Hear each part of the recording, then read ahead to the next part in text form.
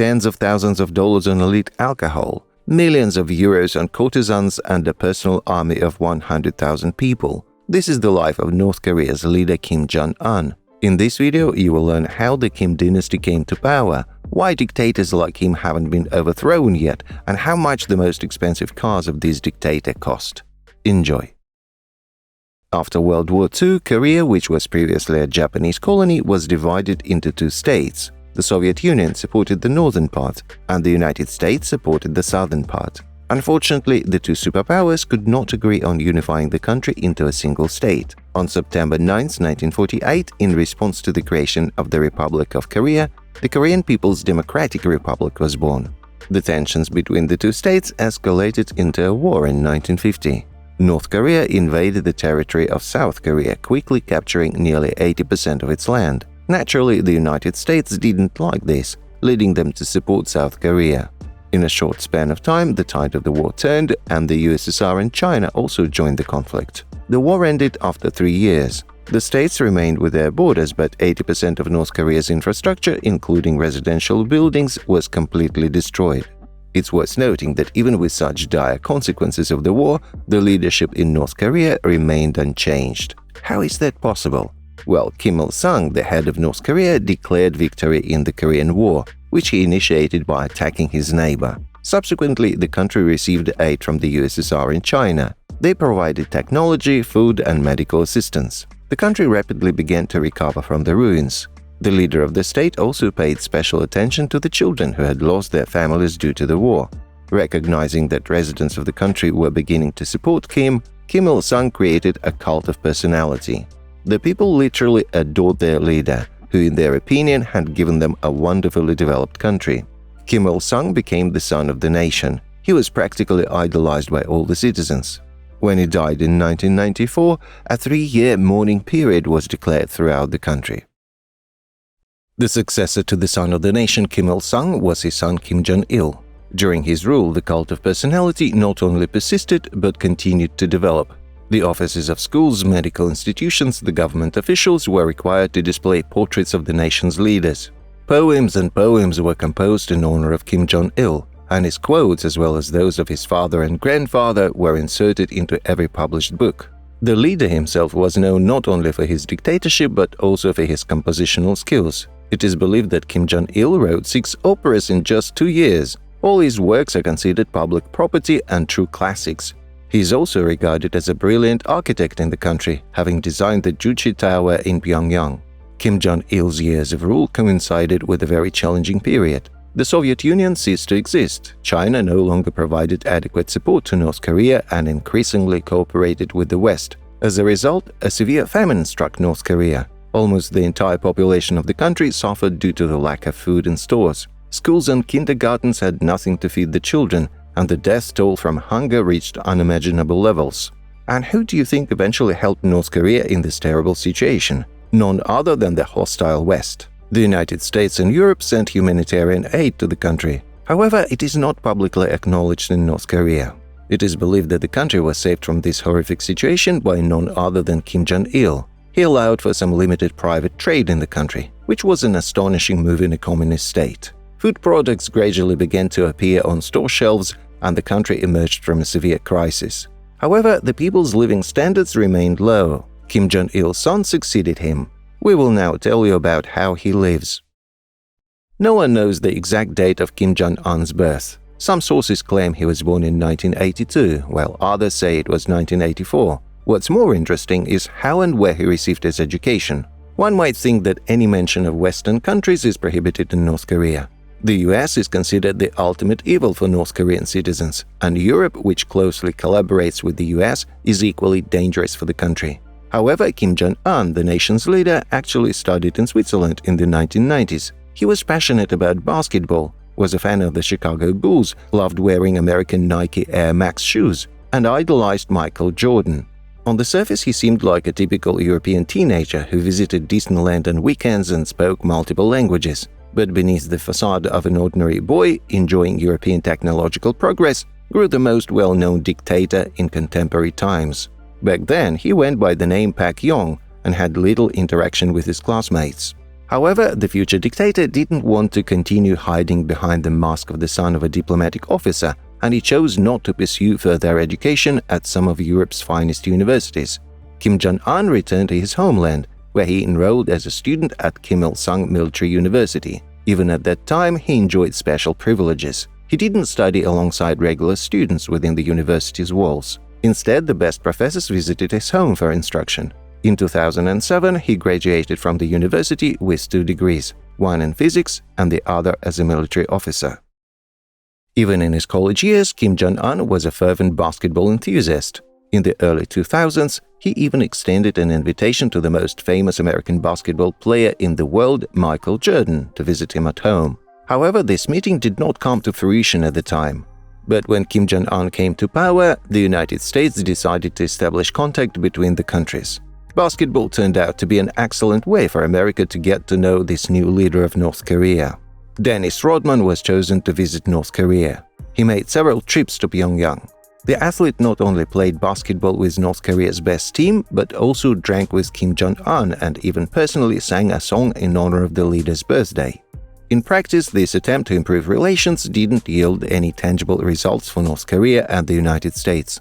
The basketball players' visits became little more than a public relations stunt for both countries. In America, it portrayed North Korea as not such a terrifying country where everyone gets executed, while in North Korea, it showed how kind their new leader was for letting his enemy into his home. But what's even more interesting is why everyone calls Kim Jong-un a dictator. It has to do with how he came to power and what he did to get there.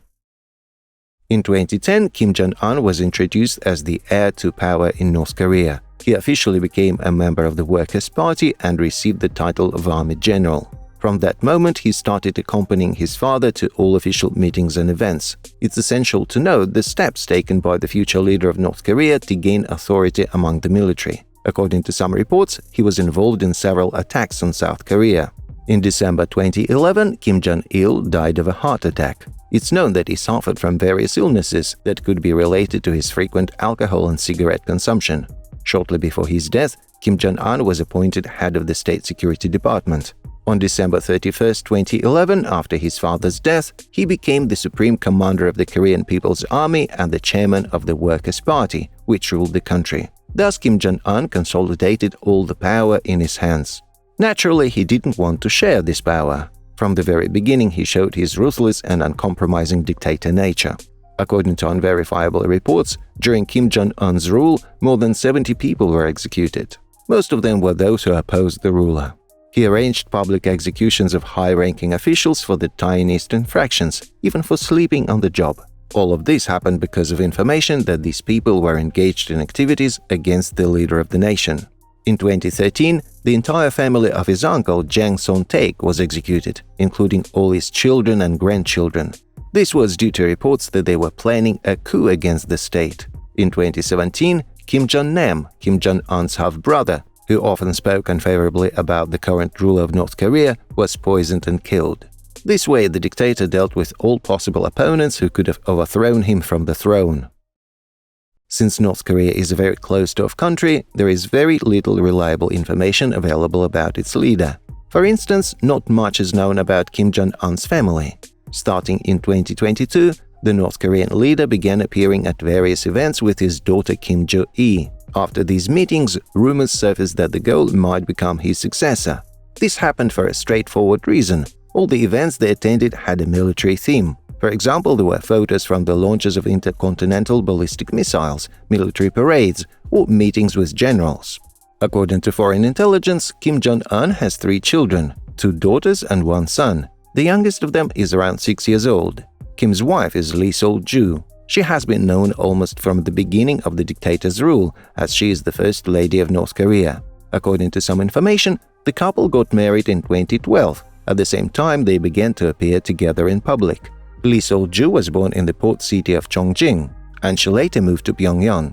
There, she attended the same university as Kim Jong-un, where they met. And now you learn about how Kim Jong-un spends his billions. In addition to elite alcohol and cigarettes, Kim Jong-un adores indulging in imported products. For example, he has a penchant for sanctioned foie gras, lobsters, and caviar. Of course, due to sanctions, these products cost an enormous amount of money. According to some reports, several $million from the state budget are spent on food for the leader each year. But the dictator doesn't stop there. Kim Jong-un also has a strong fondness for various luxury items, which of course are on the sanctions list. In just 2017, the North Korean leader spent around $500 million on musical instruments and a collection of expensive watches. He also owns a whole herd of purebred horses numbering around 140. The purchase of these horses cost over $500,000. You might be wondering why he needs all of this. What's even more interesting are Kim Jong-un's other investments. Using taxpayers' money, several elite ski resorts were built in the mountains. One of them, according to various estimates, cost over $28 million. It was constructed in just 1 year. But where the North Korean leader resides might surprise you greatly. Kim Jong-un owns around 20 palaces situated in various parts of the country. The primary one is located in Pyongyang, the capital of North Korea. According to some reports, this residence is even nuclear blast resistant, surrounded by high walls, military guards, and high-voltage fencing, along with minefields. Below the palace, there's a railway station personally owned by the nation's leader. Some reports suggest that there is also a network of tunnels leading to other residences of Kim Jong-un. Inside the mansion, you'll find lavish decorations with expensive materials, rare types of wood, marble columns, and statues of Korean goddesses. The surrounding area includes a park with fountains and gardens adorned with expensive and rare plants. This is the only residence of Kim Jong-un that the public has been able to see. Other properties are kept very well hidden. According to some information, 18 out of the 20 residences have their underground railway stations. You can only see the palaces themselves through reconnaissance satellite images. They clearly show the scale of Kim Jong-un's lifestyle. On the palace grounds, there's a football stadium, a swimming pool, a racetrack, a water park, and even a man-made lake. The leader of North Korea spends vast sums not only on elite real estate. He also owns 2 Mercedes-Benz Maybach S600 Pullman Guard vehicles, each costing about $1.5 million. These are armored limousines capable of withstanding even a direct hit from a grenade launcher.